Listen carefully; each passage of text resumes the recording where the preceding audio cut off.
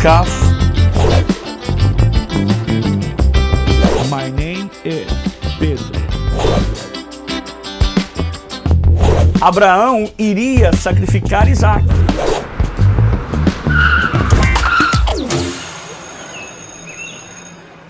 Olá, gente, sejam todos muito bem-vindos a esta aula bônus sobre o plano da salvação. Como vocês estavam estudando, assistindo, ouvindo, na aula anterior nós estamos falando sobre a salvação. Eu quero deixar aqui para você alguns aspectos que são importantes no quesito plano da salvação. É claro que com esta aula, apenas com esse conteúdo, nós não teríamos aqui condição de abordar todo o assunto. Eu aconselho que você continue nos acompanhando para que você possa dar continuidade ao processo do aprendizado da palavra de Deus. É como a Bíblia diz: conheçamos e prossigamos em conhecer ao Senhor. É um processo, todos os dias estamos caminhando no processo do aprendizado da palavra de Deus. E no quesito salvação, temos tanta coisa que podemos falar, temos tantos assuntos que podemos abordar. Um deles é a natureza da salvação. Entenda-me bem, o Senhor Jesus, ele morre por uma morte expiatória. Ele comprou com esse ato, com essa atitude, o próprio Cristo, o próprio Jesus, ele comprou a salvação para os homens. Porque lembre-se que, como Romanos disse, todos pecaram e destituídos estão ou foram da glória de Deus, fomos lançados fora da presença do Senhor. Então, seria necessário que alguém pagasse o preço pela salvação. E Jesus pagou. Nós chamamos na forma teológica que ele pagou o preço expiatório. Como ela é aplicada, a forma que o preço, que a compra, que o sacrifício expiatório é aplicado e recebida pelos homens para que se torne uma realidade nas nossas vidas. As verdades relacionadas com a aplicação da salvação agrupam-se sobre 3 títulos. Primeiro, é importante você saber isso, é necessário passar pelo processo da justificação, depois da regeneração e, por fim, o último passo, o último estágio, o processo da santificação. As verdades relacionadas com a aceitação da salvação por parte dos homens agrupam-se sob os seguintes títulos. Primeiro, arrependimento, fé e obediência. Eu quero chamar a sua atenção e eu quero que você observe aqui que todas as vezes, ou na maioria das vezes que vamos abordar algum assunto, existe como se fosse um pilar de 3 pernas, uma tríade ou um tripé. O primeiro, nós falamos sobre o processo de salvação, que inclui justificação. Primeiro, somos justificados.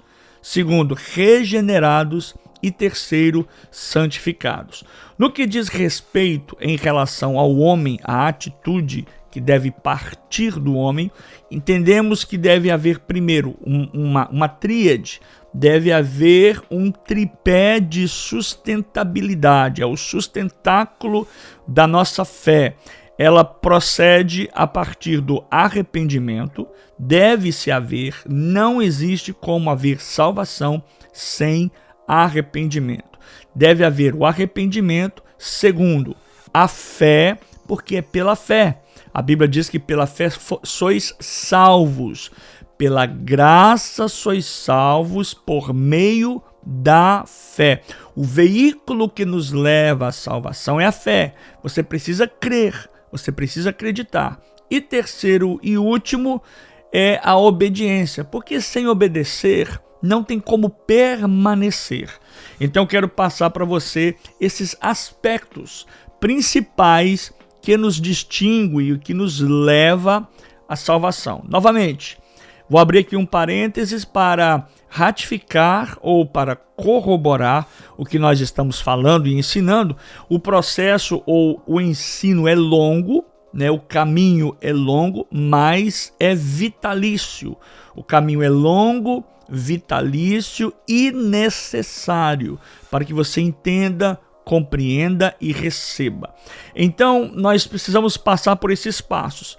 E dentro da salvação, nós encontramos, lembre-se, aula bônus, estou passando para você aqui um crédito que você não vai encontrar em qualquer outro lugar.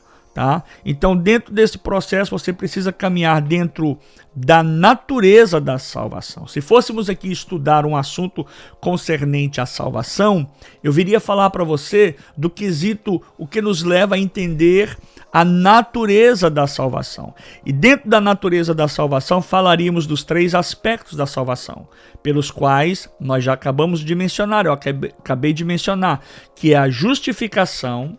Segundo, regeneração. E quando somos regenerados, automaticamente parece que ganhamos um pacote. Somos regenerados e adotados. Por isso, dentro do quesito salvação ou natureza da salvação, no segundo ponto somos regenerados e adotados. E terceiro, a santificação. Agora, dentro da salvação em si, encontramos o que a Bíblia diz sobre salvação externa e salvação interna. Isso é importante você saber também. Terceiro, condições da salvação. O que nos leva, o que nos dá condições a sermos salvos. E quarto, conversão. Deve haver uma verdadeira, genuína conversão. Pastor, o que é converter? Se você está dirigindo o automóvel, ou se você está no seu carro, ou se você está tirando a sua licença de motorista, quando você tem um instrutor do seu lado, ele vai dizer para você no momento que você está para ser aplicado à prova: converja à direita. Você vai converter à direita ou à esquerda. Então, a conversão é isso, é mudança de direção. Sem conversão não existe salvação. Porque antes você andava por um caminho, antes você praticava um tipo de obra, antes você falava de um jeito, antes você via as coisas de um outro jeito, mas agora você se converteu, você mudou de direção, mudou de rumo, mudou de proposta. Segundo, dentro do quesito salvação, encontramos a questão da justificação. Somos justificados por Cristo. Temos a natureza da justificação, que nos mostra a absolvição divina.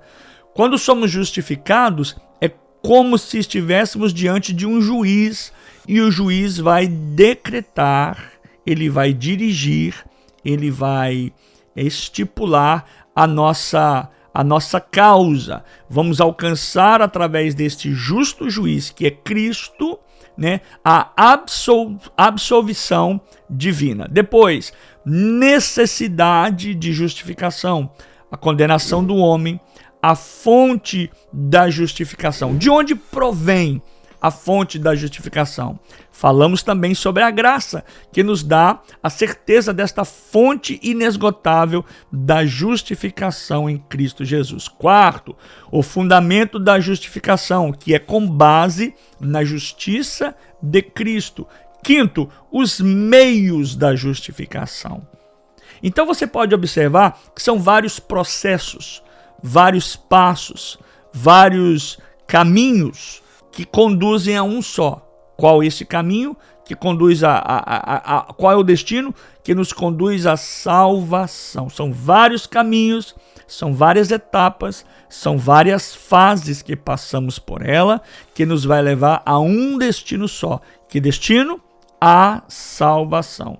Depois de passarmos pela natureza da salvação, a justificação, entramos no ato da regeneração. E quando falamos de regeneração, falamos da natureza da regeneração, o novo nascimento. Tem que haver um novo nascimento. Você se lembra do episódio de João capítulo 3, quando Jesus se encontra com Nicodemos, o doutor da lei? E a história você já sabe, não vou contá-la para você. Mas houve ali uma abordagem de Cristo para um mestre da lei que não sabia o que era nascer de novo. Então há o novo nascimento. Depois, purificação. Se você nasce de novo, você tem que purificar, porque o velho homem vem com vários resquícios, com vários costumes do passado, com várias coisas que o velho homem traz. Então tem que haver a purificação. Depois da purificação, vivificação. E depois vamos falar da obra de Cristo na sua criação e no ato da ressurreição. A importância do ato de Jesus ter ressuscitado. Eu quero aqui só abrir um parênteses para dizer isso para você. Se Jesus tivesse, e ele morreu, né? Mas se ele tivesse apenas morrido, né? E não tivesse ressuscitado, Jesus, quando ele ressurge, quando ele ressuscita, ele está mostrando para a humanidade, ele está mostrando para o mundo, ele está mostrando para nós que ele não é apenas um mártir. Porque se Jesus vai ao Calvário, sofre o flagelo, passa pela agonia e morre, ele seria um mártir da história. Ele seria mais um herói da história de Israel, dos judeus, dos heróis, dos profetas, dos homens que se levantaram e fizeram história. Mas porque Jesus passa por todo o caminho, via dolorosa, o Gólgota, crucificação, via crucis, sobe no Calvário, é flagelado, é transpassado, morre e por fim ressuscita ao terceiro dia, ele deixa de ser mártir para ser salvador. Isto que Jesus é, isto que Jesus significa.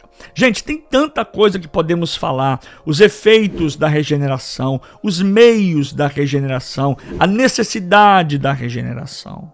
Né? E temos, não por último, mas temos aqui a santificação também, que falamos sobre a natureza dela, o meio, a forma de se consagrar, a segurança da salvação. E quando nós formos falar sobre segurança de salvação, vamos falar sobre algumas linhas teológicas. Primeiro, vamos falar sobre a linha teológica calvinista. É bom você anotar isso para você saber como é que funciona a linha de pensamento do calvinismo. Vamos falar sobre o calvinismo e, obviamente, consecutivamente, vamos falar sobre o arminianismo. E vamos fazer uma comparação e um equilíbrio bíblico entre eles. E, por fim, falaríamos sobre a natureza da salvação. O que constitui a salvação? Ela é de graça ou ela é a graça? Tá bom? E olha, eu quero que você seja tremendamente abençoado com este e entre outros mais materiais que vão estar à sua disposição aí no nosso conteúdo. Não deixe de nos acompanhar, tá? Muito obrigado e que Deus possa lhe abençoar com toda sorte de bênção nos lugares celestiais em Cristo Jesus. Eu me despeço de você dizendo uma frase que eu sempre gosto em hebraico. Shei Riele Rayon Tov Nitrae Shavua Rabá. Shalom.